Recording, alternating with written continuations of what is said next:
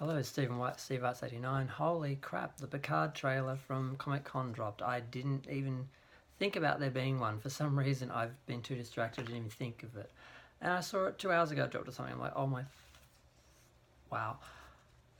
So much more than I expected. I was expecting a lame, cheap, lazy production of Picard spending half the series in his vineyard talking about post-traumatic stress or something, and not getting to space and really just going on some hunt for some artifact or something, Indiana Jones. I just was expecting nothing good because I have heard nothing good. But the trailer was good.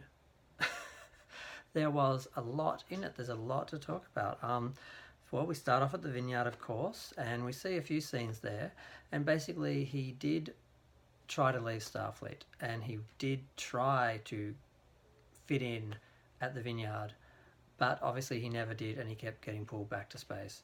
Now, they do directly talk about Nemesis, and he's haunted by the fact that Data sacrificed himself for him, and we actually see, I don't know, is it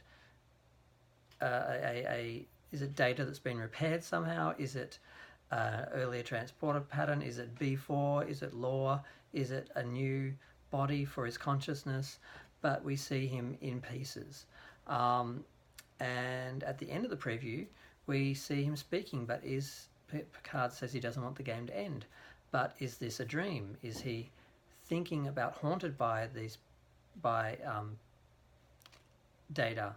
I want to say Brent Spiner, Data, or is Data actually back and alive and we see him, or is this just Picard's consciousness, his memories, his nightmares?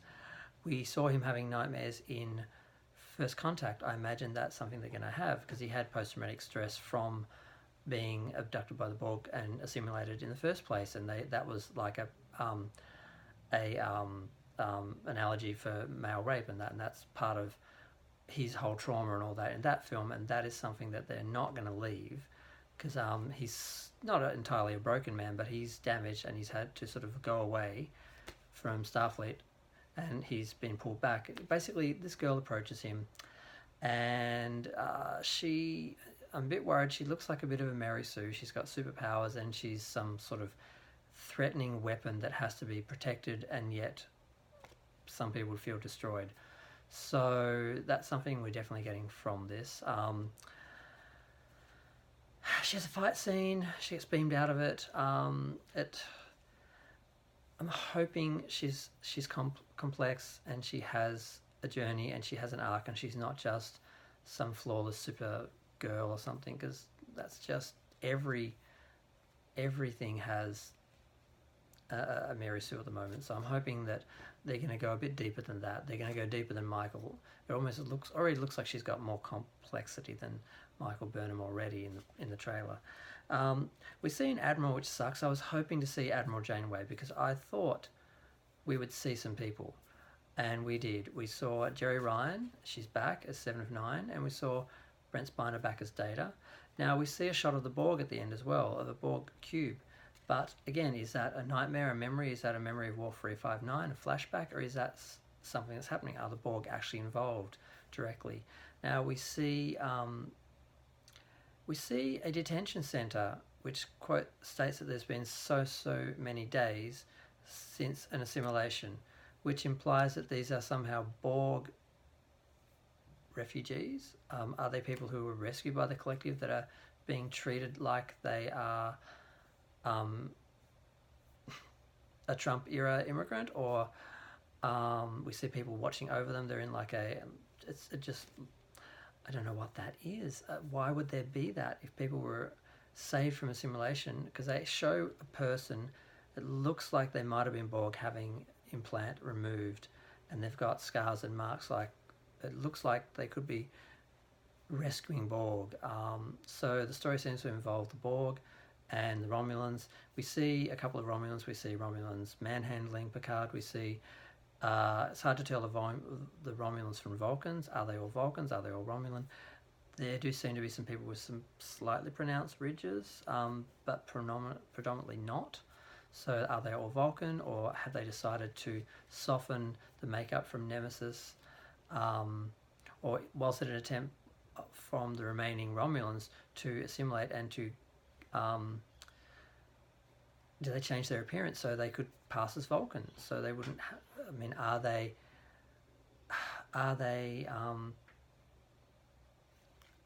refugees basically? Are they not being treated as they should?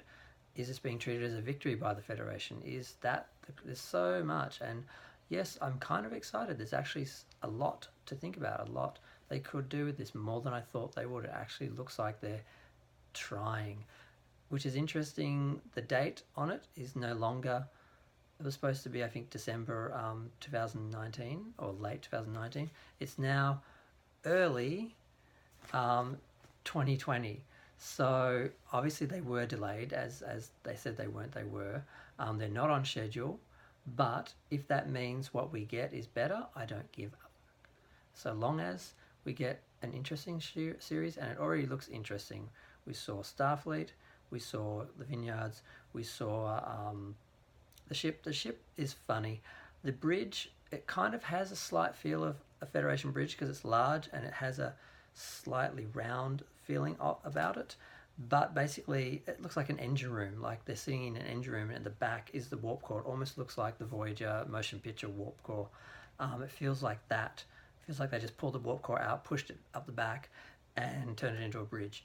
But I guess I wasn't even thinking about a bridge because I knew we wouldn't be on a Federation ship, so I wasn't expecting to see anything interesting or beautiful or well-designed or anything. And it's passable because it's not that tired, cramped little room that we get in all these sort of renegade, non-Starfleet sort of ships. It actually looks like it has some size, and that helps with it not being dark and cramped, because it still is dark and maybe dingy and worn down, but it's not.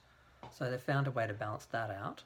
So I'm feeling kind of hopeful that they have looked at Discovery, looked at their original couple of goes at this, learnt and reshot, because apparently they did have to reshoot stuff, or they had to rewrite, they had to change, because there were a lot of issues which came up. The original idea didn't really stick or had problems, and as Kurtzman said, he was looking at fans and other criticisms because he's happy to course correct, and it looks like some of that has been done here. And I'm glad they're addressing Data, and that Picard would be traumatized by that situation. He wouldn't have just forgotten about that. I'm not happy to see the Borg. I hope that is just can't be. Not with the assimilation, no assimilations, the refugee holding cell thing, and what looked like someone having Borg implants removed. It must be, the story must involve the Borg, and the Borg was the biggest enemy of Next Generation and Picard's most traumatic confrontation. So I guess we're going to get the Borg and the Romulans and Data, unless Data was just a dream, which he could be. That would allow him to come back for a couple of scenes. They could de-age him. It wouldn't be that hard. Brent Spiner, it wouldn't be that complicated. They could sneak him in, as they obviously did, since he kept this a secret. I'm just hoping we see other people, because if they could get them in without anyone knowing, they could get Marina Sirtis in, they could get a lot of the other characters. We didn't see any Klingons, so we don't know if they can have Worf back and have him have the traditional makeup. Are they going to totally abandon Discovery? Are they going to explain Discovery? Is it a different universe? Are they actually going to pay out to give us the actual canon universe, or is this going to be Discovery universe but just not trying to be so different, actually trying to fit in?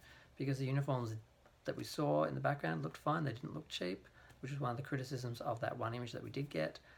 It looked like Star Trek. That's what it comes down to. It looked like Star Trek, and there are a lot of surprises, more than I thought we were going to get, and I'm so happy that this doesn't look like a dumpster fire. It could still have a hell of a lot of problems. It's very easy to make things look good in a trailer. They did that a bit with season 2 of Discovery, and they still had a whole lot of problems. So I'm trying not to get too excited or hopeful because I don't want to be let down. But at the same time, I don't want to be stuck in this negative, it's going to be shit. So I'm going to be optimistic, and I'm going to have to do a few more videos about this because we're going to be learning a lot more. But hopefully y'all saw it, hopefully y'all excited, and hopefully y'all will watch my video and comment, because I want to know what people think about this. I'm going to be watching everyone's videos, but I want to talk to people about it. Thanks. See ya. Feel free to like and subscribe. Wow, I'm impressed. I just hope I'm not disappointed. Thanks, bye.